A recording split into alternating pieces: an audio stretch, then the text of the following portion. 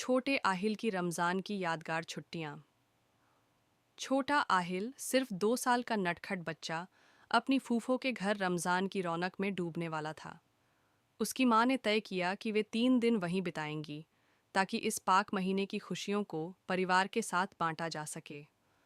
फूफो का घर एक प्यारे से मोहल्ले में था, जहाँ गलियों में जगमगाती लाइटें लगी थीं और हर तरफ रमज़ान की तैयारियों की हलचल थी। बच्चे खेल कूद में मस्त थे और हर तरफ हंसी खुशी की गूंज थी। जैसे ही आहिल घर में दाखिल हुआ, फूफो और कजिन्स ने उसे प्यार से गले लगाया। उसकी आंखें चमक उठीं जब एक कजिन ने उसे एक छोटा सा खिलौना कार थमाया। वो कार इतनी पसंद आई कि पूरे घर में उसे दौड़ाने लगा, कभी कमरे में, कभी बरामदे में, तो कभी रसोई के दरवाजे पर खड़ा होकर हॉर्न बजाने की एक्टिंग करता। रमजान का हर दिन था एक एडवेंचर।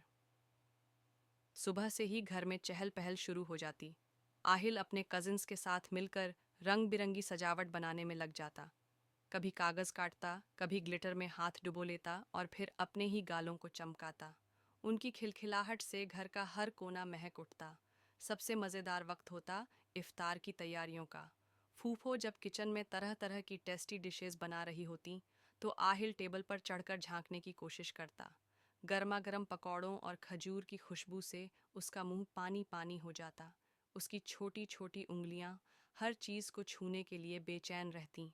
कभी समोसे की तरफ हाथ बढ़ाता, कभी शरबत के गिलास को पकड़ने की कोशिश करता।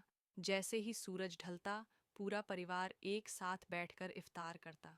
आहिल भले ही रोज़ा नहीं रख सकता था, लेकिन टेबल पर सबके साथ बैठकर खाने का जो मज़ा था, वो उसे सबसे ज़्यादा अच्छा लगता।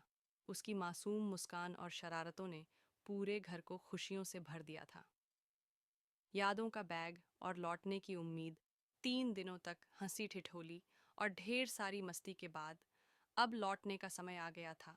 जब आहिल और उसकी माँ ने विदा ली, तो उसकी छोटी आंखों में हल्की उदासी थी, लेकिन दिल में अनगिनत मीठी यादें बसी थीं।